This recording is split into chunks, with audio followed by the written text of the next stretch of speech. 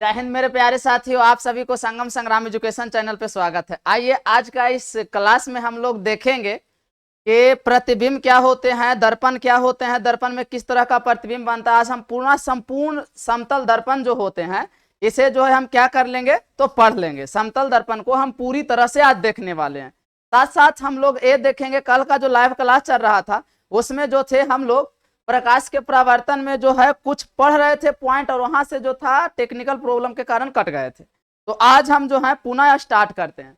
तो आइए जो हम आज सबसे पहले पढ़ने वाले हैं जिसका नाम है प्रतिबिंब। क्या नाम है बाबू? तो इस पॉइंट का जो नाम है इसका नाम ही है प्रतिबिंब। देखिए तो यहां जो आज सबसे पहले पढ़ रहे हैं इसका नाम है प्रकाशीय। क्या नाम है? प्रकाशीय प्रतिबिंब। प्रकाशीय प्रतिबिंब या केवल भी प्रतिबिंब आप बोल सकते हैं। कहीं कहीं केवल प्रतिबिंब लिखे हुए रहते हैं। कंप्लीट है। प्रकाशीय प्रतिबिंब बोलिए या केवल प्रतिबिंब बोलिए, बात एक ही होते हैं।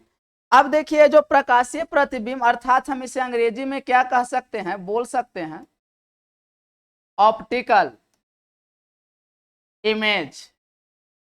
क्या बोल सकते हैं? ऑप्टिकल इमेज, या इसी को केवल इमेज बोलिए चलेगा। तो सबसे पहले जो है हम ये बात को देख रहे हैं कि प्रकाशीय प्रतिबिंब होता क्या है, प्रतिबिंब कहते किसे हैं। सबसे पहला पॉइंट आया, आपसे प्रश्न किया जाए कि प्रतिबिंब किसे कहते हैं, तो प्रतिबिंब आप किसे कहिएगा। देखिए कहना क्या है कि जब प्रकाश की किरणें परावर्तन या अपवर्तन की बात जिस बिंदु पर मिलती है या जिस बिंदु पर से आती हुई प्रतीत होती है उसे प्रतिबिंब कहते हैं। प्रतिबिंब याद हो गए। कहना है कि दो या दो से अधिक प्रकाश की किरणें, दो या दो से अधिक प्रकाश की किरणें, प्रकाश के किरणें परावर्तन, क्या बाबू? परावर्तन या अपवर्तन, परावर्तन या अपवर्तन के बाद, परावर्तन या अपवर्तन के बाद जिस बिंदु पर, क्या बोल रहा है, जिस बिंदु पर एक दूसरे को काटती है या जिस बिंदु से आती हुई प्रतीत होती है या काटती हुई प्रतीत होती है उसे हम क्या कहते हैं, याद रखना है, उसे ही जो है हम प्रतिबिंब कहते हैं। क्या कहते हैं? प्रतिबिंब।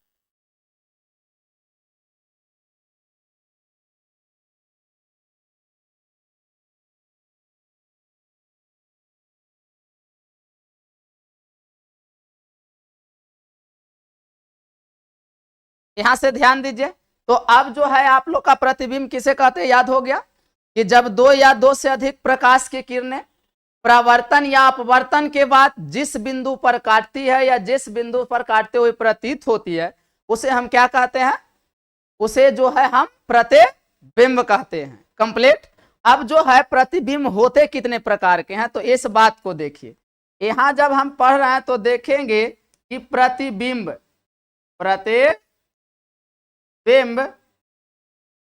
मुख्यतः दो प्रकार के होते हैं। कितने प्रकार के होते हैं? दो प्रकार के होते हैं, याद रखना। प्रतिबिंब मुख्यतः कितने प्रकार के होते हैं बाबू? तो प्रतिबिंब जो है वो मुख्यतः दो प्रकार के होते हैं। पहला को हम लोग कहते हैं वास्तविक प्रतिबिंब। पहला को क्या बोलते हैं? वास्तविक प्रतिबिंब। और दूसरा को बोलते हैं आभासी, या इसी का नाम है काल्पनिक। आभासी या काल्पनिक प्रतिबिंब। देखिए ये जो वास्तविक प्रतिबिंब है इसी को आप अंग्रेजी में बोलते हैं रियल इमेज। और ऐसे जो है आप आभासी को वर्चुअल, और इसको वर्चुअल ही बोला जाता है, या हाइपोथेटिकल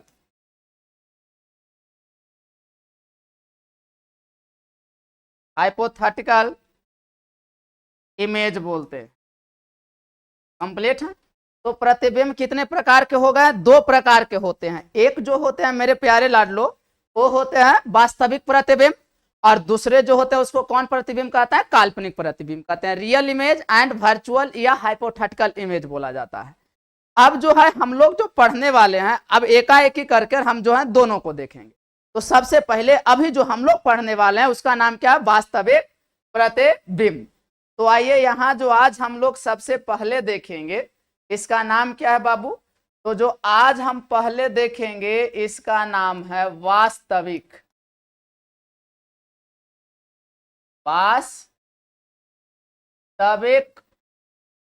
प्रतिबिंब। क्या नाम है? वास्तविक प्रतिबिंब। इसको कहते हैं real image. Real image complete है। आप सभी एकदम अंत तक जुड़े रहें, आज उतना जानेंगे जितना आप कल्पना नहीं किए। तो ये जो वास्तविक प्रतिबिंब है कहते हैं किसे? सुनिए जरा ध्यान से। कहना है कि जब किसी वस्तु से आने वाली प्रकाश की किरणें, जब किसी वस्तु से आने वाली प्रकाश की किरणें परावर्तन या अपवर्तन के बाद, परावर्तन या अपवर्तन के बाद एक दूसरे को वास्तविक रूप से काटता है, एक दूसरे को वास्तविक रूप से काटता है, तो उसे वास्तविक प्रतिबिंब कहते हैं। तो या तो उससे बनने वाले प्रतिबिंब को वास्तविक प्रतिबिंब कहते हैं। याद हो गए वास्तविक प्रतिबिंब क्या कहते हैं? जब किसी वस्तु से आने वाली प्रकाश की किरणें परावर्तन या अपवर्तन के बाद एक दूसरे को एक बिंदु पर काटती है, या काटती हुई माने ये वास्तविक है तो केवल काटती है, तो उसे कौन प्रतिबिंब कहेंगे? वास्तविक प्रतिबिंब कहेंगे। या आप इसको शॉर्टकट में ऐसे भी बोल सकते हैं, कहना कि किरणों के परावर्तन या अपवर्तन के बाद, किरणों के परावर्तन या अपवर्तन के बाद वास्तविक कटान से बने प्रतिबिंब को वास्तविक प्रतिबिंब कह सकते हैं। यहां याद रखिए, ये जो आपको किरण रहेगा उसको वास्तविक रूप से कटना चाहिए। देखिए यहां जो किरण है इसमें कह रहा है कि किरणों को, किसको बाबू? तो किरणों को जो है कैसे कटना चाहिए? याद रखना कि वास्तविक रूप से।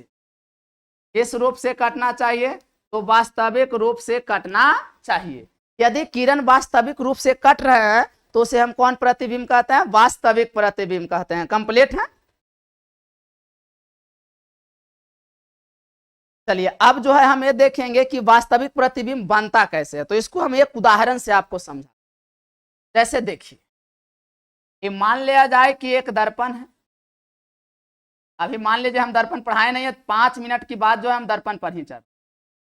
चलिए इसको बाहरी सतह को कलाई कर दिए, तो ये जो दर्पण है अवतल दर्पण कहलाता है। यहां से आइए, ये जो होते हैं इसको आप मुख्य अक्ष या प्रधान अक्ष का, तो कौन अक्ष बोला जाता है? मुख्य अक्ष बोलते। यहाँ जो होता है मान लीजिए ध्रुव है, यहाँ एफ है, यहाँ प्रकाशीय केंद्र सी है, और इस तरह से जो है डॉट डॉट डॉट इस तरफ अनंत हो जाते। अब यहां यदि आप यहां क्या रखें कि वक्रता केंद्र एवं अनंत के बीच आप एक वस्तु, देखिए क्या रखे हैं? वस्तु। तो आप जानते हैं कहेंगे प्रकाश सीधे आएगा, और परावर्तन होने के बाद एफ से चल जाता है। जब सीधे आता है तो किससे जाता है बाबू? एफ से चला जाता है। ये देखिए रिटर्न होके एफ से चला गया। फिर जो है एक आपको पढ़ाए थे कि प्रकाश की किरण जब पी से आएगा तो आपतन कोण बराबर परावर्तन कोण के नियम से रिटर्न हो जाता है। देखिए रिटर्न हो गया, ये कोण आई था, ये जो कोण गया ये क्या हो गया? आर हो गया। अब देखिए एक दूसरे को कहां प्रतिच्छेद कर दिया? यहां देखिए इस इंटरसेक्शन पॉइंट, यानी इस पॉइंट पर जो है इसका रियल इमेज बना, आई से इमेज, यहां ऑब्जेक्ट था। ये देखिए तो यहां ध्यान दीजिए कि इसका प्रतिबिंब जो है वास्तविक बना। ये देखिए किरणों के वास्तविक कटान से बना या नहीं बना। तो ये जो वास्तविक प्रतिबिंब बना यही है वास्तविक प्रतिबिंब। तो वास्तविक प्रतिबिंब का एक सिद्धांत होता है कि वो हमेशा उल्टा बनता है। वस्तु अगर सीधा है तो प्रतिबिंब कैसा बनेगा, उल्टा बनेगा। और याद रखिएगा तो यही बात को अब हम कह सकते हैं कि वास्तविक प्रतिबिंब के गुण क्या है, लिखें। देखिए जैसे आपसे क्वेश्चन आ जाए कि वास्तविक प्रतिबिंब के गुण क्या है, लिखें। देखिए कह रहा है क्या कि वास्तविक प्रतिबिंब के गुण। ए भाई वास्तविक प्रतिबिंब के गुण क्या है, निम्नलिखित गुण होते हैं। पहला आप क्या कह सकते हैं ये बताइए, सीधा सीधी बात पहला में कहिएगा। देखिए अगर वास्तविक है तो हमेशा उल्टा बनेगा, ऑलवेज याद रखना।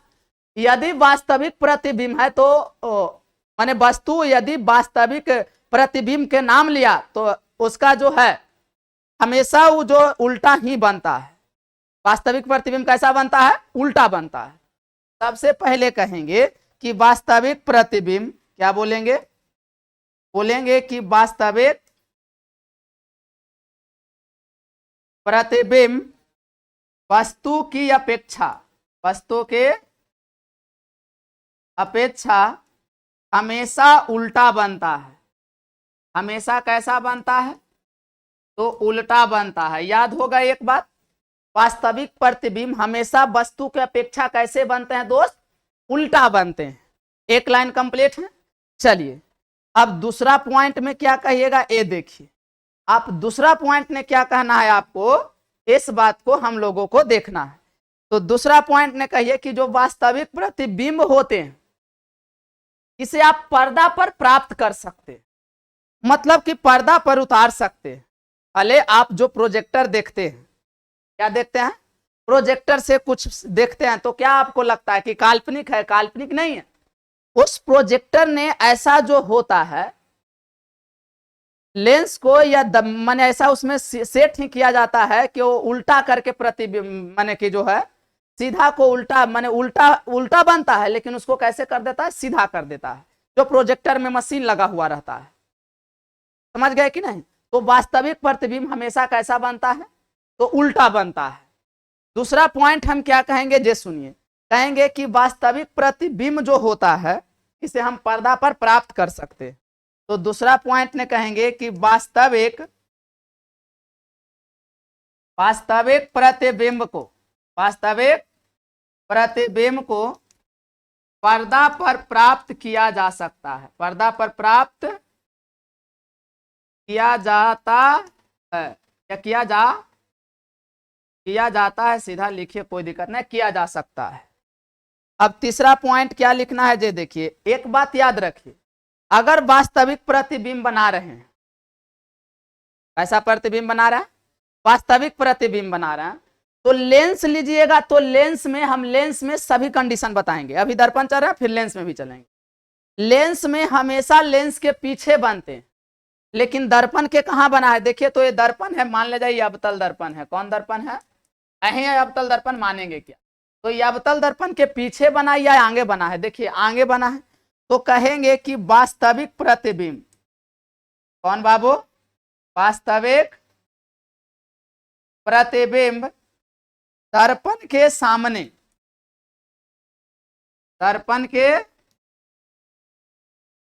सामने तथा लेंस के पीछे बनता है। याद रहेगा, वास्तविक प्रतिबिंब कहां बनता है, दर्पण के सामने और लेंस के पीछे बनते हैं। ये रहा वास्तविक प्रतिबिंब। आप इसे स्क्रीनशॉट करना चाहें तो कर सकते हैं। अब आइए हम लोग अब जो पढ़ने वाले हैं उसका नाम है काल्पनिक प्रतिबिंब। कौन प्रतिबिंब पढ़ेंगे बाबू, तो जो अब हमारे पास दूसरा पढ़ने के लिए आया है उसका नाम है काल्पनिक प्रतिबिंब। चलिए दूसरा देखिए, इसको आप नाम दिए हैं आभासी। आभासी बोलिए, या इसी को क्या नाम है, काल्पनिक प्रतिबिंब बोलिए, बात एक ही। आभासी प्रतिबिंब बोलिए या काल्पनिक प्रतिबिंब बोलिए। जैसे आप कहते हैं वर्चुअल, वर्चुअल और माने या हाइपोथेटिकल।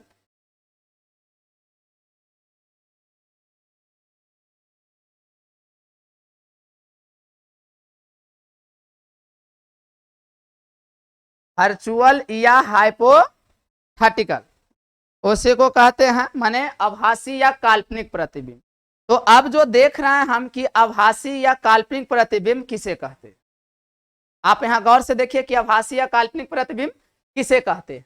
तो बस इसका भी बस वही बात कहना कि किसी वस्तु से आने वाली दो या दो से अधिक प्रकाश की किरणें, क्या बोलेंगे, या माने कोई वस्तु हो से दो या दो से अधिक प्रकाश की किरणें आ सकते हैं, तो कहेंगे किसी वस्तु से आने वाली प्रकाश की किरणें यदि परावर्तन या अपवर्तन के बाद, यदि परावर्तन या अपवर्तन के बाद किसी निश्चित बिंदु से आती हुई प्रतीत होती है, मतलब इसमें जो है एक निश्चित बिंदु से परावर्तन या अपवर्तन के बाद जो होगा किरणें जो होगा, कौन बाबू, तो इसमें जो किरणें होगा वो परावर्तन या अपवर्तन, परावर्तन या अपवर्तन के जो बाद होगा एक बिंदु से आता हुआ प्रतीत होगा।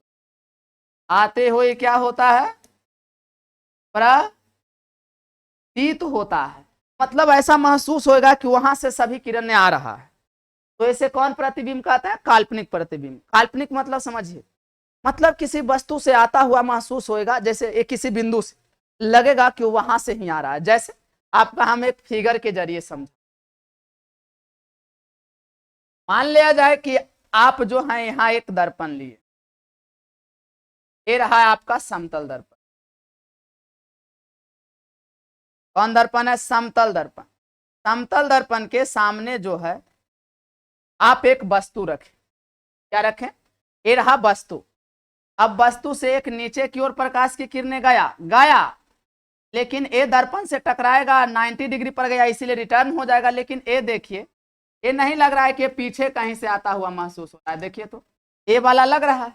फिर इसके यहां से भेजिए, यहां से भी प्रकाश की किरणें गया, लेकिन 90 डिग्री के कारण उसी पर लंबत गया तो लंबत रिटर्न होगा। लेकिन आता हुआ किरणें लग रहा है कि हम पीछे कहीं से आ रहे हैं कि नहीं आ रहे हैं, ऐसा महसूस हो रहा है। अब बताइए, आप पढ़े हैं कि यहां होता है, मान लिया जाए कि ये जो है इसका हम कह दिए कि ध्रुव है, यहां से प्रकाश की किरणें आया, प्रकाश की परावर्तन से आपतन कोण बराबर परावर्तन कोण से आई बराबर आर से क्या हो जाएगा, रिटर्न हो जाएगा। लेकिन एक किरणें जो यहां से ऐसे रिटर्न हुआ है, एक किरणें, इसको जरा ध्यान से देखिए, नहीं लग रहा है कि पीछे कहीं से आता हुआ महसूस, लग रहा है कि पीछे कहीं से आ रहा है। और देखिए कहां प्रतिच्छेद कर दिया, यहां कर दिया, देखिए तो यहां किया या नहीं किया। लेकिन ए बना ये है जो कैसा, वर्चुअल इमेज बना, माने काल्पनिक प्रतिबिंब बना। कैसा प्रतिबिंब बना है, तो वर्चुअल इमेज बना, काल्पनिक प्रतिबिंब बना। जबकि यहां ऑब्जेक्ट जो था रियल ऑब्जेक्ट था, यहां रियल ऑब्जेक्ट था, यहां ऑब्जेक्ट है, इसका प्रतिबिंब देखिए वर्चुअल बना या ना बना। तो यही हुआ एक काल्पनिक प्रतिबिंब कहते हैं। कौन प्रतिबिंब कहते हैं, काल्पनिक प्रतिबिंब। एक बात याद रखिए, यदि प्रतिबिंब काल्पनिक बन रहे, यदि प्रतिबिंब कैसा बन रहा है, यदि प्रतिबिंब आपका मेरे प्यारे साथियों काल्पनिक बन रहा है, अर्थात इसका कहने का मीन्स है कि काल्पनिक प्रतिबिंब तब बनता है जब वो वह दर्पण के कहां होता है, पीछे बनता है। याद रखना है कि दर्पण की फ्रंट साइड में अगर काल्पनिक बन रहा है तो ये सीधा बात कि काल्पनिक बना है, तो दर्पण के पीछे तो अलग मैटर है। काल्पनिक बना है यानी सीधा बनेगा, सॉरी, हाँ, काल्पनिक बना है, इसका मीन्स क्या है कि सीधा बनेगा। जब भी कोई काल्पनिक का नाम ले तो सीधा, वास्तविक का नाम ले तो उल्टा, कंप्लीट है। तो काल्पनिक प्रतिबिंब यानी सीधा प्रतिबिंब बना है। ये देखिए, मान लिया जाए इसका नाम था ए, और बी, इसका प्रतिबिंब बन गया ए डैश बी डैश। तो देखिए अब जो है पूछेगा कि काल्पनिक प्रतिबिंब के गुणों को लिखें, गुण या विशेषताएं क्या हैं लिखें। तो आप बताइए कि काल्पनिक प्रतिबिंब का गुण या विशेषताएं आप क्या बताइएगा, बोलिए। तो हम कह सकते हैं कि काल्पनिक प्रतिबिंब के गुण या विशेषताएं क्या है, निम्नलिखित। कंप्लीट, बोलिए। काल्पनिक प्रतिबिंब के गुण या विशेषताएं क्या है, निम्नलिखित। सर कौन कौन है, तो पहला देखेंगे। ये तो आगे बोल सकते हैं कि किरणों की काल्पनिक कटान से बनता हुआ अलग मैटर है, लेकिन यहां क्या आप बोलिएगा। तो सबसे पहले आप बोलिएगा कि काल्पनिक प्रतिबिंब, कौन प्रतिबिंब बाबू, काल्पनिक प्रतिबिंब सीधा बनता है। ऐसा बनता है, सीधा बनता है। दूसरा क्या बोलिएगा, जे देखिए, दूसरा हम कह सकते हैं कि अब काल्पनिक प्रतिबिंब जो हम कल्पना कर रहे हैं, कि कल्पना ही ना किए कि पीछे कहीं से आ रहा है। देखिए तो ये कल्पना हम किए कि पीछे कहीं से आ रहा है, एक्चुअल रूप से नहीं आ रहा है। तो हम कल्पना कर सकते हैं, और काल्पनिक बात को कभी पर्दा पर प्राप्त नहीं किया जा सकता है। तो दूसरा आप कहिएगा कि काल्पनिक प्रतिबिंब को, काल्पनिक प्रतिबिंब को पर्दा पर प्राप्त नहीं किया जा सकता है, नहीं किया जा सकता है। याद रहा, हो गए थे, कोई दिक्कत की बातें नहीं है, आगे की ओर जो है हम लोग समझते हैं। अब जो आपसे प्रश्न यहाँ आएगा बाबू, एक क्वेश्चन इस तरह के है, मान लिया जाए आपसे जो प्रश्न आया वो कह रहा है क्या, क्वेश्चन ने आपको दे दिया कि वास्तविक प्रतिबिंब, वास्तविक प्रतिबिंब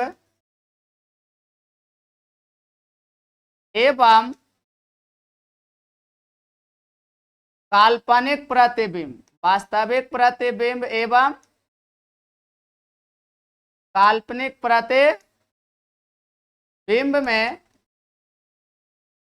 क्या अंतर है, क्या अंतर है लिखे, क्या अंतर है लिखे। तो आप क्या कहिएगा, कहिएगा वास्तविक प्रतिबिंब एवं काल्पनिक प्रतिबिंब में निम्नलिखित अंतर है। आंसर आगे दे दीजिएगा, क्या कहिएगा, कहिएगा कि वास्तविक प्रतिबिंब, एकदम सूक्ष्म बातों तक लेकर चल रहे हैं, वास्तविक प्रतिबिंब एवं काल्पनिक, एवं काल्पनिक प्रतिबिंब में, किसमें जे, प्रतिबिंब में निम्नलिखित अंतर है, निम्नलिखित अंतर है। इतना हो गए। ये मन समझिए कि ये 10th वाले को पढ़ा रहे हैं, हाई 12th वाले को है, लेकिन हम छोटे छोटे बातों को छोड़ देंगे तो गलत हो जाए। कंप्लीट है। अब जो है आप क्या कीजिएगा कि पेज को इस तरह से दो भाग में बांट दीजिएगा।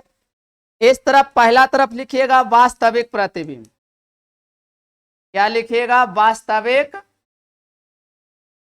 प्रतिबिंब, और इस तरफ लिखिएगा काल्पनिक प्रतिबिंब, काल्पनिक प्रतिबिंब। इस तरह से दोनों तरफ लिखा गया। इस तरफ पहला पॉइंट लिखना है कि किरणों के परावर्तन या अपवर्तन के वास्तविक कटान से बने प्रतिबिंब को वास्तविक प्रतिबिंब कहते हैं। फिर इस तरफ लिखिएगा कि जबकि, क्या कहना है, जबकि किरणों के परावर्तन या अपवर्तन के काल्पनिक कटान से बने प्रतिबिंब को काल्पनिक प्रतिबिंब कहते हैं। चलिए पहला लिखा गया, वो तो अभी लिखा थे वही बात। दूसरा क्या कहिएगा, कहिएगा इसे जो है पर्दा पर प्राप्त किया जा सकता है, इसे पर्दा पर प्राप्त कर सकते हैं, यानी किया जा सकता है। इस तरफ लिखना है कि जबकि, क्या बोलेंगे, जबकि इसे जो है पर्दा पर, कहां बाबू, इसे जो है पर्दा पर प्राप्त नहीं किया जा सकता है। कंप्लीट। तीसरा भी इस तरफ लिखिएगा कि यह वस्तु की अपेक्षा हमेशा जो होता है वास्तविक प्रतिबिंब कैसा बनता है, उल्टा बनता है। जबकि इस तरफ तीसरा पॉइंट लिखिएगा कि काल्पनिक प्रतिबिंब, जबकि काल्पनिक प्रतिबिंब वस्तु के अपेक्षा हमेशा कैसा बनता है, सीधा बनता है। 3 पॉइंट ए चौथा लास्ट पॉइंट है। कहेंगे कि वास्तविक प्रतिबिंब दर्पण के सामने, दर्पण के सामने एवं लेंस के पीछे बनता है। लेंस के कहां बनता है, लेंस के पीछे बनता है। और इस तरफ लिखना है कि जबकि काल्पनिक प्रतिबिंब, कौन प्रतिबिंब, काल्पनिक प्रतिबिंब जो होता है ये उल्टा हो जाएगा, ये लेंस के सामने बनता है। ये क्या है, लेंस के सामने एवं दर्पण के पीछे बनता है। दर्पण के कहां बनता है, पीछे बनता है। कंप्लीट है। देखिए ये कह रहा है कि दर्पण के सामने एवं लेंस के पीछे बनता है, और ये उल्टा है, लेंस के सामने एवं दर्पण के पीछे बनता है। ये आप अंतर लिख दीजिएगा। अब जो आप लोग का अभी यहां से चालू कर रहे हैं, इस बात को जरा मजा से समझिए, और आपको अब पूरी तरह से अब जो है हम फुल्ली 12th में हिल रहे हैं। अब आइए जो आपको सबसे पहला प्रश्न दिया जाए कि दर्पण क्या है, जिसे अंग्रेजी में आप मिरर बोलते हैं। क्या बोलते हैं, मिरर। यानी दर्पण कहते किसे, ये जो मिरर होता है ये दर्पण आप किसे कहते हैं बताइए। आप लोग दर्पण का परिभाषा बहुत मस्त मस्त देते हैं। जो प्रकाश के पूर्णतः परावर्तन कर दे उसे दर्पण कहते हैं। क्या संबंध देते हैं बताइए। कोई भी ऐसा दर्पण नहीं है जो प्रकाश को पूर्णतः परावर्तित कर सकता है। कोई भी वस्तु को ले लीजिए, पूर्णतः परावर्तन जो है 100% यानी 100% कोई नहीं कर सकते हैं परावर्तन। कुछ न कुछ प्रकाश जो होते हैं अवशोषित होते ही हैं, पूर्णतः परावर्तन नहीं होता है। 100% आदर्श हो जाएंगे और 100% पूर्णतः माने पूर्ण जागरूक हो गया, जिसे बौद्धि कहते हैं, बौद्धत्म। 100% पहुंचने के हम केवल कल्पना करते हैं। समझ गए ना यार, पूरे 100% प्रकाश को परावर्तन नहीं करते। तो कहेंगे कि जो लगभग प्रकाश को 100% परावर्तित करता है उसे क्या करते हैं, दर्पण कहते हैं। क्या कहेंगे, कहेंगे जो लगभग 100% प्रकाश को परावर्तित कर दे उसे हम क्या कहते हैं, याद रखना है, दर्पण कहते हैं। उसे क्या कहते हैं, दर्पण कहते हैं। लेकिन कौन, जो लगभग 100%, ये पूरी 100% नहीं हो सकता, लगभग। देखिए 100% आदर्श है, वहां पर पहुंचने की कल्पना की जा सकती है, पूर्णता नहीं हो सकती। या इसी को आप ऐसे कह सकते हैं कि जब कांच के एक सतह को कलई कर देते हैं, जब कांच को एक सतह को क्या करते हैं, कलई कर देते हैं। किससे, तो पहले पारा से करते हैं और दूसरा सिल्वर ब्रोमाइड से। तो हम किसी भी दर्पण पर पहले पारा और उसके फिर बाद जो है सिल्वर ब्रोमाइड से जब उसको पर लेप चढ़ा देते हैं। यही कह रहा है, जब कांच के किसी एक सतह को कलई कर देते हैं और दूसरे सतह से प्रकाश को लगभग 100% परावर्तित करता है तो उसे हम क्या कहते हैं, दर्पण कहते हैं। लगभग, पूरी तरह नहीं। कंप्लीट हो गए। अब आइए, दर्पण जो है कितने प्रकार के होते हैं, तो याद रखना कि दर्पण जो होते हैं बाबू 3 प्रकार के होते हैं। दर्पण कितने प्रकार के होते हैं, 3 प्रकार के होते हैं, याद रहेंगे।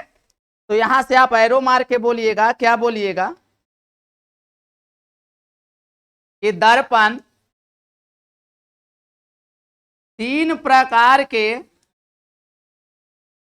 होते हैं। बोलिए, दर्पण कितने प्रकार के होते हैं, 3 प्रकार के होते हैं। पहला को कहते हैं समतल दर्पण, समतल दर्पण। इसको बोलते हैं प्लेन मिरर, प्लेन मिरर। दूसरा को कहते हैं गोलीय दर्पण, गोलीय दर्पण, स्फेरिकल मिरर।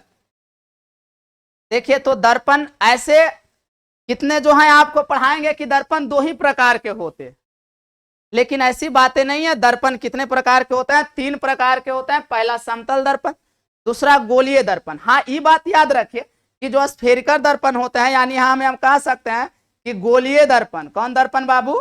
तो कहेंगे कि गोलीय दर्पण, गोलीय दर्पण 2 प्रकार के होते हैं। हाँ ये बात है कि गोलीय दर्पण 2 प्रकार के होते होता है। कौन कौन है? तो इसका जो पहला है, ये जो पहला इसका है, इसको हम कहते हैं अवतल।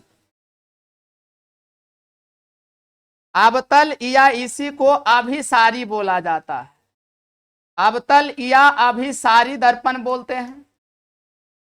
और दूसरा जो है उसे हम कहते हैं उत्तल, या इसको अपसारी बोलते हैं। अपसारी दर्पण बोलते हैं। अवतल को कहते हैं कॉनकेव, कॉनकेव, या इसी को कहते हैं कॉन्वर्जिंग। क्या कहेंगे? Converging mirror. और इसको कहते हैं कॉन्वेक्स, या और इसी को दूसरा नाम है डाइवर्जिंग, डाइवर्जिंग मिरर। कंप्लीट है। तो इस तरह से देखिए एक गोलीय का 2 हो गया, लेकिन अभी हम तीसरा दर्पण का नाम ही नहीं लिए। यहां देखिए हम तीसरा दर्पण लिख रहे हैं, जिसको कहते हैं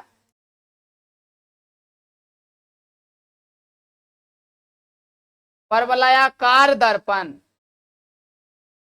कौन दर्पण बोलते हैं? परवलयाकार दर्पण बोलते हैं, जिसे पाराबोलिक बोला जाता है। पाराबोलिक, पाराबोलिक मिरर ऐसे को कहा जाता है। परवलयाकार दर्पण यानी पाराबोलिक मिरर बोला जाता है। इस तरह से जो हुए दर्पण कितने हो गए? तो दर्पण जो है आप लोग का, देखिए ये पहला, दूसरा और ये तीसरा हुआ, 3 दर्पण होते। कंप्लीट। यहां जो है गोलीय दर्पण 2 हो गए, अवतल और उत्तल हो गए। ऐसे पूछे कि दर्पण पूरे कितने होते हैं? तो 3 प्रकार के होते हैं। कंप्लीट है। अब जो हम चलने वाले हैं उसका नाम है समतल दर्पण। कौन दर्पण चलेंगे? समतल दर्पण में। अब 10 मिनट आप समझिए केवल समतल दर्पण पर। और जो समतल दर्पण है वो आपको बहुत जरूरी है, बहुत जरूरी है, क्योंकि समतल दर्पण से प्रश्न जो है क्लास 12th में बाबू एकदम निश्चित ही रहता है। चलिए तो इसे स्क्रीनशॉट कर लिए होंगे। अब आइए, अब जो हम पढ़ने वाले हैं ओनली फॉर समतल दर्पण। अब किस पर पढ़ेंगे?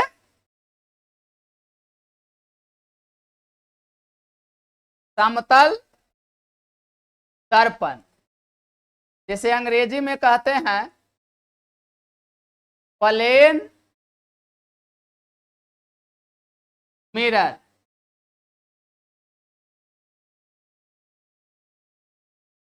कौन मिरर बोलते हैं?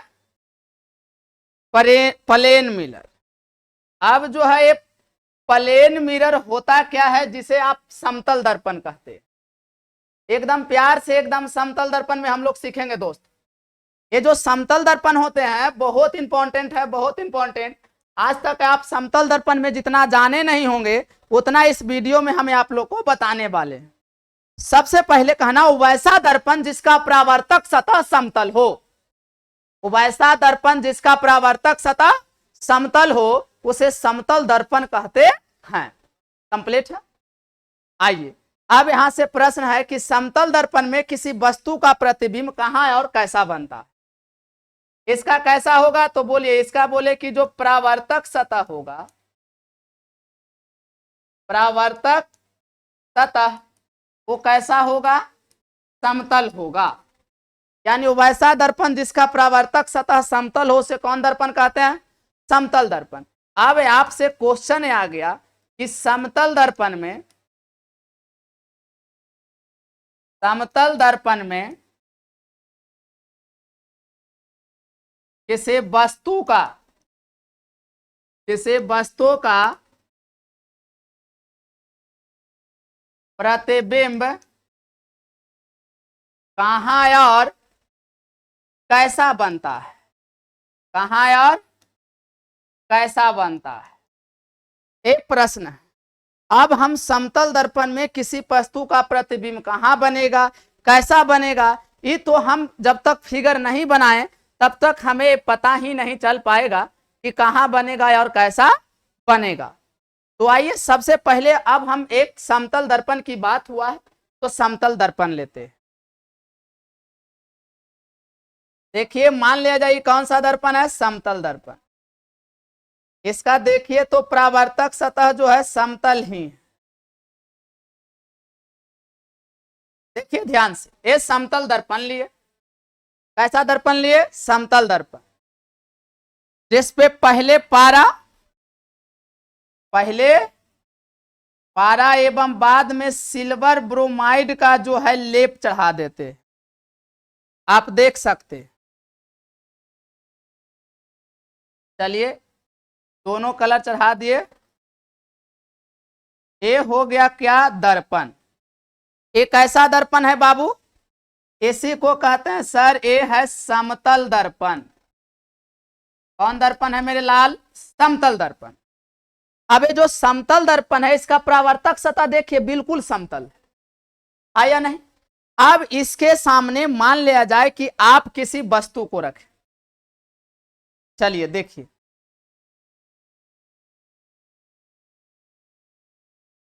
यहां जो है इसके सम्मुख आप कोई वस्तु रखें,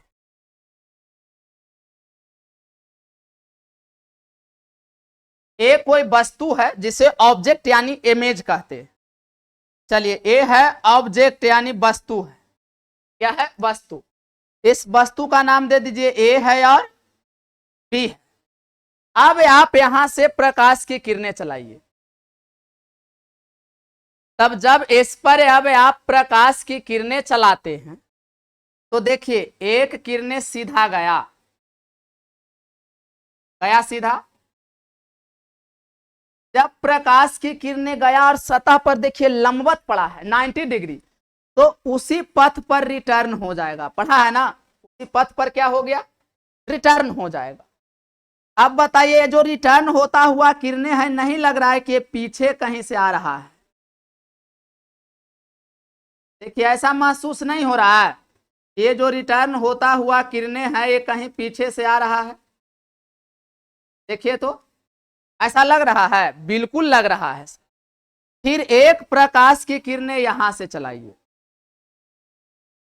ये गया तो, लेकिन फिर ये 90 डिग्री के कारण रिटर्न होकर वापस आ जाएगा। ये भी जो इधर से वापस आता हुआ किरणें, इस किरणें को देखिए, ये भी लगेगा कि कहीं ये पीछे से आ रहा है। देखिए देख सकते हैं कहां से आता हुआ महसूस होएगा, ये जैसा लग रहा है कि पीछे कहीं से आता हुआ क्या हो रहा है, महसूस हो रहा है। देखिए आ रहा है। अब बताइए यहां से, इसके बाद आप पढ़े हैं कि जब प्रकाश की किरण को यहां से हम प्रकाश की किरणें चलाएं तो आपतन कोण आई, प्रकाश के परावर्तन के नियम से रिटर्न हो गया परावर्तन कोण आर। लेकिन इस प्रकाश जो रिटर्न हुआ है, नहीं लग रहा है कि पीछे कहीं से आ रहा है।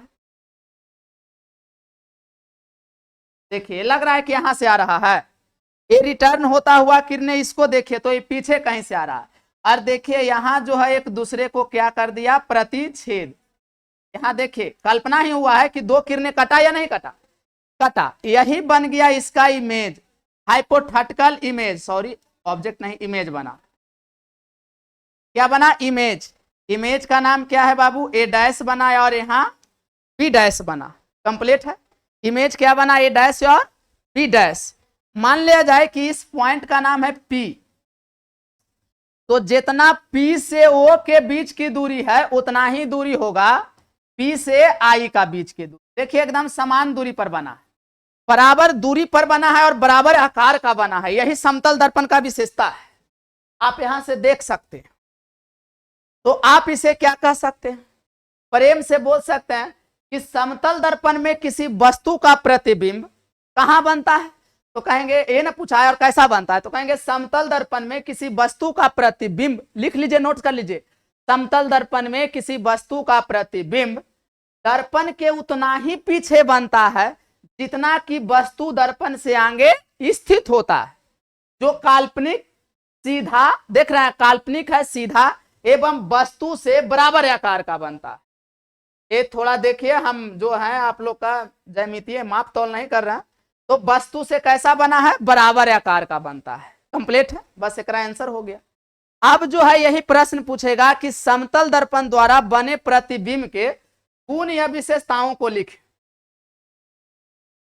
समतल दर्पण द्वारा बने प्रतिबिंब के गुण या विशेषताओं को लिखें। तो आप क्या कहिएगा कि समतल द्वारा बना प्रतिबिंब के गुण या विशेषता निम्नलिखित क्या क्या है भाई। तो आप पहला इसको कह सकते हैं कि समतल दर्पण में बना समतल दर्पण में प्रतिबिंब दर्पण के पीछे बनता है, पहला गुण हो गया। दूसरा क्या कहिएगा कि समतल दर्पण में प्रतिबिंब काल्पनिक बनता है, काल्पनिक बनता है तो अर्थात सीधा बनेगा। तो तीसरा पॉइंट हो गया कि समतल दर्पण में प्रतिबिंब सीधा बनता है। चौथा क्या कह सकते हैं कि समतल जितना वस्तु समतल दर्पण में आगे स्थिर होता है उसका प्रतिबिंब उतना ही दर्पण के पीछे बनता है। 4 पॉइंट हो गए। कहना यदि कोई वस्तु समतल दर्पण की ओर यू वेग से दौड़ता हुआ आ रहा है, किस वेग से दौड़ता हुआ आ रहा है, यू वेग से दौड़ता हुआ आ रहा है, तो उसका प्रतिबिंब भी दर्पण की ओर यू वेग से ही दौड़ेगा। देखिए ध्यान दीजिएगा, गड़बड़ नहीं होना चाहिए। प्रतिबिंब दर्पण की ओर यू वेग से दौड़ेगा, लेकिन अगर इसी में ऐसा कहे कि एक व्यक्ति यू वेग से दौड़ता हुआ आ रहा है तो उसका प्रतिबिंब उस व्यक्ति की ओर कितना वेग से जाएगा, आई दर्पण की ओर यू वेग से जाएगा। प्रतिबिंब जो है देखिए अपोजिट डायरेक्शन में होगा, एक इधर आ रहा है और दूसरा इधर जा रहा है, तो इसमें दोनों वेग, इसको सापेक्षिक वेग कहते हैं ना, अपेक्षिक वेग। इस कारण से क्या होता है, जुट जाते। तो इसका वेग फिर क्या करके दिखाई देगा बाबू, तो यहां से जो है इस कारण इसका वेग होगा कि जुट करके दिखाई दे देगा। क्या होकर दिखाई देंगे, रिलेटिव माने वही, हाँ तो जुट करके दिखाई देंगे। तो जुट के दिखाई देने के कारण आ रहा है यू से, प्रतिबिंब भी जा रहा था भी यू से, तो यू यू होकर के वेग से रहेगा 2u वेग रहेगा। इसका वेग कितना हो जाएगा, तो t2u वेग से। ये किस कारण हुआ बाबू, तो ये जो हुआ सापेक्षिक वेग के कारण। अगर आप समतल दर्पण में कितना वेग से जा रहा है, यू वेग से, तो प्रतिबिंब भी दर्पण की ओर यू वेग से ही आएगा, लेकिन वो प्रतिबिंब जब अपनी ओर देखिएगा तो लगेगा कि 2u वेग से दौड़ता हुआ आ रहा है। कंप्लीट है। और ध्यान दीजिए, यदि आप अपना प्रतिबिंब समतल दर्पण में पूरा बनाना चाहते हैं तो आपका जो है, इसका आपका जो है, आपका आकार यदि 5 फीट का है तो दर्पण का आकार 2.5 फीट का होना चाहिए। यानी आप समतल दर्पण में किसी वस्तु का प्रतिबिंब पूरा तब्बे बना सकते हैं जब क्या, प्रतिबिंब का वस्तु का आकार जो होगा उसके बराबर होना, आधा होना चाहिए दर्पण।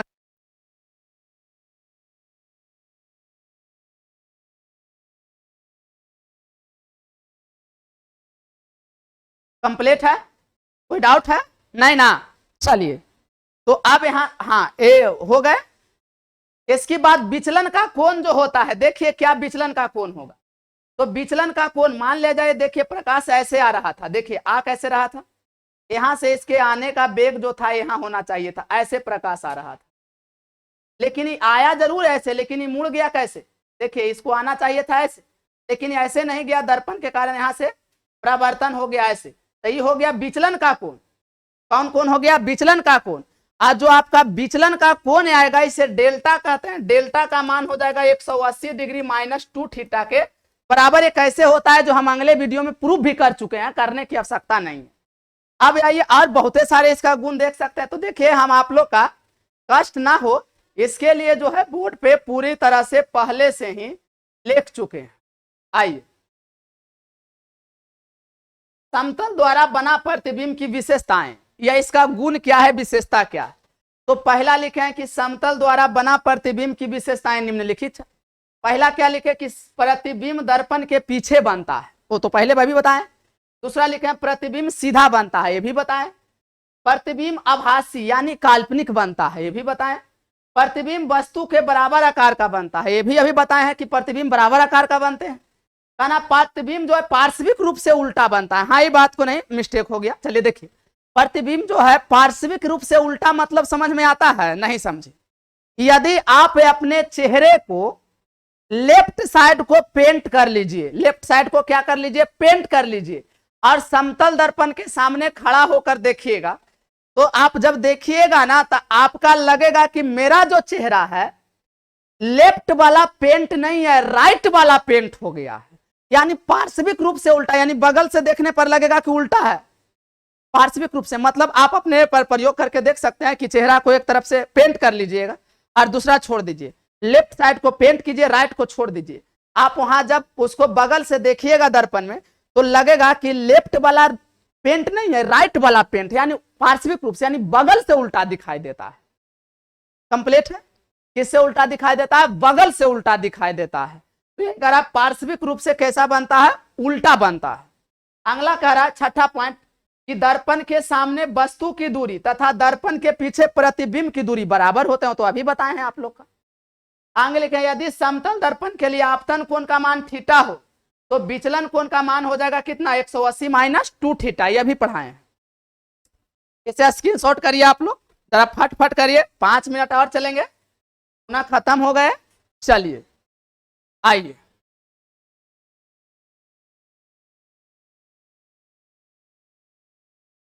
हाँ 7 पॉइंट देख चुके थे, 8 नंबर पॉइंट देखिए। यदि वस्तु दर्पण की ओर यू वेग से गति करता है, तो अभी पढ़ाएं कि आप दर्पण में समतल दर्पण की ओर यू वेग से दौड़िएगा, तो कह रहा है तो प्रतिबिंब भी दर्पण की ओर, प्रतिबिंब भी दर्पण की ओर यू वेग से दौड़ता है। कौन वेग से? यू वेग से गति करेगा, लेकिन वस्तु की ओर प्रतिबिंब 2u मीटर प्रति सेकंड से गति करता है। यानी अगर यू मीटर प्रति सेकंड से आप दौड़ रहे थे तो प्रतिबिंब दर्पण की ओर 2u मीटर प्रति सेकंड से ही जाएगा, लेकिन बस दौड़ने वाले की ओर 2u मीटर प्रति सेकंड से जाएगा। कंप्लीट है? इसकी बात लिखे, किसी वस्तु का प्रतिबिंब समतल दर्पण में पूरा बनने के लिए समतल दर्पण का आकार वस्तु के आकार का आधी होनी चाहिए। कितना होना चाहिए? आधा होना चाहिए। आगे आप मने समझ गए होंगे, कह रहा है क्या?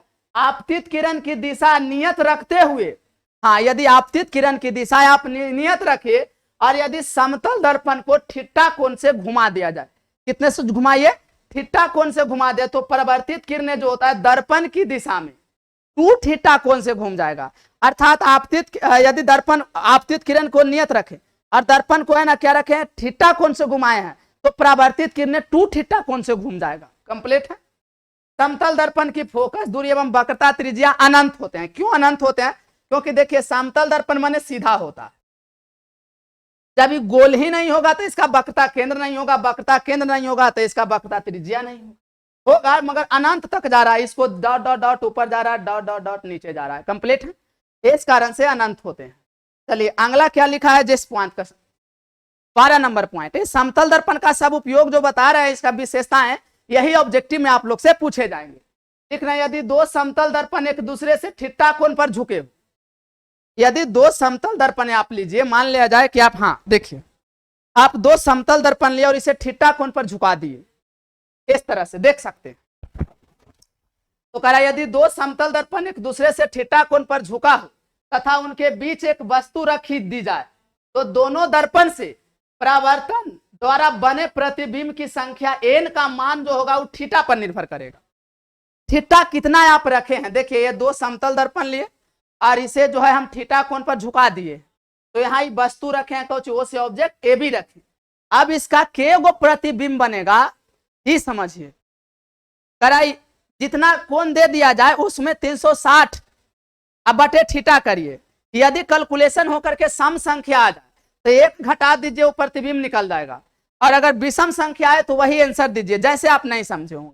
आइए हम कहें कि यदि 2 समतल दर्पण को एक दूसरे से, इससे एक दूसरे से जो है 90 डिग्री के कोण पर रखा जाता है। मान लिया जाए कि 2 समतल दर्पण है, देखो एक ये समतल दर्पण है और एक दूसरा यहाँ समतल दर्पण है, देख सकते हैं ये दोनों के 90 डिग्री के कोण पर रखा गया है। अब इसके बीच जब कोई वस्तु रखिएगा तो यहाँ 90 डिग्री है।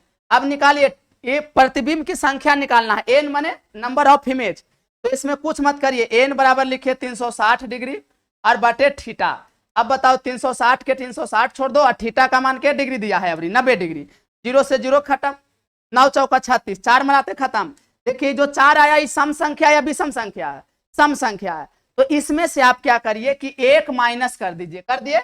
अब आंसर हो जाएगा के वो हुआ 3 प्रतिबिंब बनेगा। कितने प्रतिबिंब बनेंगे? 3 प्रतिबिंब। यदि दो समतल दर्पण को एक दूसरे से 90 डिग्री के कोण पर रखा जाए तो कितने प्रतिबिंब बनेंगे दोस्त? 3 प्रतिबिंब बन गया। कैसे निकालने आ रहा है? हाँ, यदि विषम संख्या है तो वही आंसर हो जाएगा। जैसे मान लिया जाए कि अबर जो है हम दो समतल दर्पण लिए, यहां से देखिए हम दो क्या लिए? समतल दर्पण ले रहे हैं। देखिए, और जब दो समतल दर्पण ले रहे हैं और दो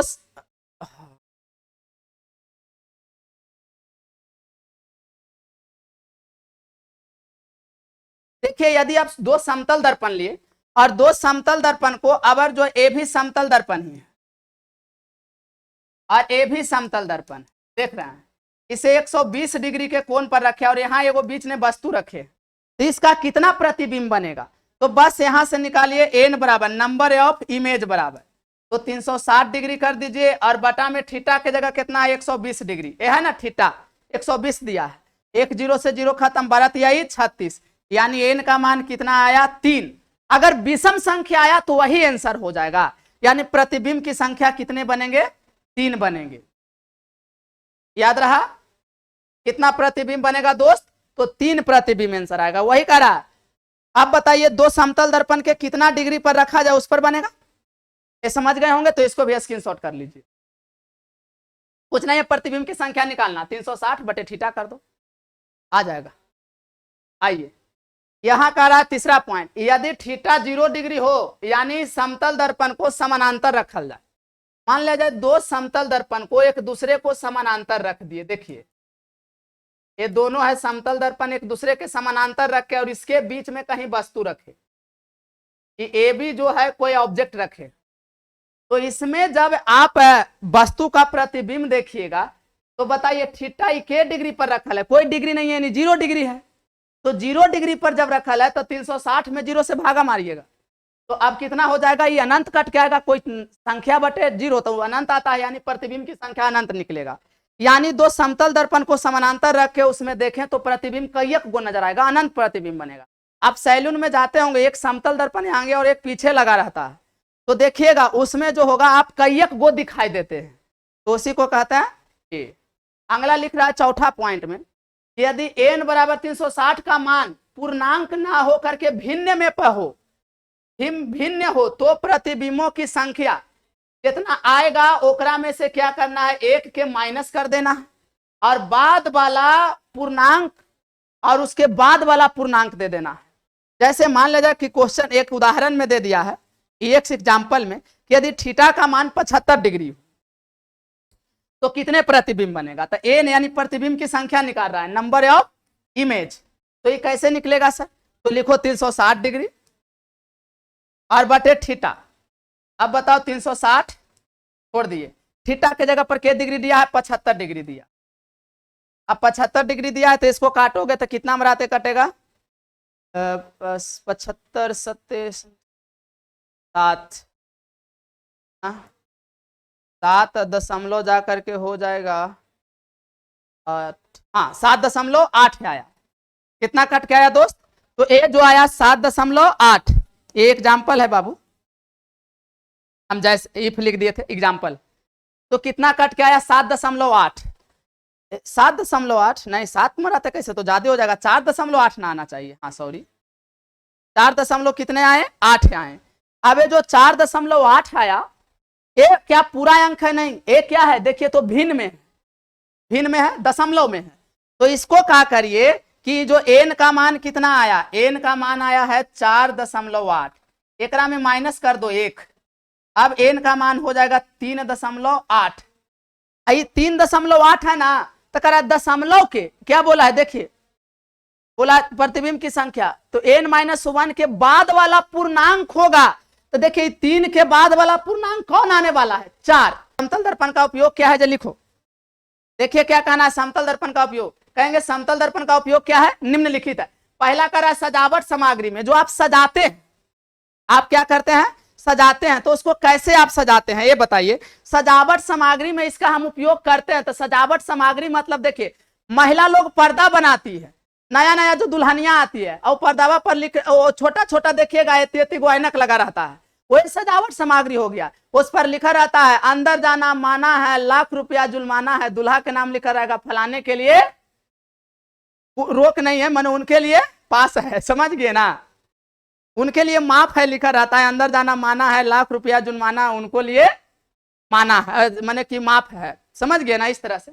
अब आइए यहाँ देखिए, तो जो लिखल है सजावट सामग्री, दुल्हा के मौरी देखते होंगे छोट छोट जो लगा रहता है, वही होता है सजावट सामग्री में। समतल दर्पण का उपयोग ड्रेसिंग टेबल में करते हैं। ड्रेसिंग टेबल मैंने नहीं समझे, इस तरह से दिया जाता है। गोदरेज के नाम आप लोग सुने होंगे, गोदरेजवा में देखिएगा सामने ऐनक लगा रहता है, एजे नीचे ना सब चीज रखा रहता है, लिपस्टिक लिपस्टिक सब चीज, समझ गए ना, आईना कंघी लिपस्टिक लिपस्टिक मेकअप मेकअप सब। तो सजावट सामग्री में यहाँ जो दर्पण लगाया जाता है वो कौन सा दर्पण होता है, समतल दर्पण होते हैं। कंप्लीट है। तो एक कह रहा है सजावट सामग्री में। तीसरा क्या कह रहा है, जो देखो ये ड्रेसिंग टेबल, सॉरी वो सजावट ड्रेसिंग टेबल, यही हुआ, ईडीसी को ड्रेसिंग टेबल कहते हैं, समझ गए ना, यहीं पे सब दिया जाता है। समतल दर्पण का उपयोग सोलर कुकर में करते हैं। देखिए सोलर कुकर में भी किया जाता है, लेकिन वो इस सोलर कुकर में ऐसे रहता है जो इस तरह से बनाए जाते हैं, ए वाला सोलर कुकर बनाया जाता है। इसमें कईक वस्त्र होता है, इसमें आप दाल भात चोखा एक बार बना सकते हैं, इसको झक दीजिएगा, झकने से जो है प्रकाश की किरणें इस पर आता है तो खाना बन जाता है। यानी हम क्या कहें, सोलर कुकर में करते हैं। किसमें करते हैं, सोलर कुकर में। समतल दर्पण का उपयोग सौंदर्य प्रसाधन में। देखिए सौंदर्य प्रसाधन माने सुंदरता बढ़ाने में, आप बाल उल भी झाड़ने में घर पे भी करते होंगे, इसमें कोई डाउट तो नहीं है, और रूम वूम सजाने में भी करते हैं। चलिए आगे क्या कह रहा है, देखिए तो सौंदर्य प्रसाधन हो गया। समतल दर्पण का उपयोग कैलिडोस्कोप में करते हैं। कैलिडोस्कोप क्या होता है, देखिए कैलिडोस्कोप माने वहां बाजार में जब जाते होंगे तो एक ऐसा गोल बनकर मिलता है, क्लास 10th वाला वीडियो में उसको दिखाए थे। तो उसमें क्या है कि उसमें ताकिएगा तो अंदर बहुत रंग बिरंग के चीजें रहता है, उसी को कैलिडोस्कोप कहते हैं। उसमें चाऊ रंग करके डाल दिया जाता है, या कांच उच कई एक तरह की चूड़िया, और उसमें लाइट मारा जाता है तो उसमें बहुत तरह के रंगीन दिखाई देता है, उसको कैलिडोस्कोप कहते हैं। और इसको कह रहा है समतल दर्पण का उपयोग जो है पेरिस्कोप में। पेरिस्कोप में बॉर्डर पर सिपाहियों की रक्षा के लिए करते हैं। ये कैसा बनता है सर, तो पेरिस्कोप जो होता है बाबू इस तरह का बनता है। देखिए मान लिया जाए कि ये डिब्बा है, देख लिए, इस डिब्बा के जो होता है, यहां से डिब्बा है, इस डिब्बा को कटर रहता है और यहाँ एक लेंस लग जाता है, यहाँ से प्रकाश की किरणें यहाँ आता है, इससे टकराता है, यहाँ सॉरी ऐसे लेंस रहता है, इससे टकराएगा, और पुनः जो है यहाँ भी एक काट करके ऐसे तिरछा लेंस लगा रहता है। कंप्लीट है। और ये ऐसे रहता है, यहाँ से निकले, पुनः जो ये प्रकाश की किरण यहाँ से लेंस पर दर्पण पर पकड़ेगा, ये दर्पण लगा रहता है, यहाँ से टकरा के सीधा प्रकाश की किरणें कहाँ निकल जाते हैं, बाहर की ओर निकल जाते हैं। इसको सिपाहियों के लिए दिया जाता है।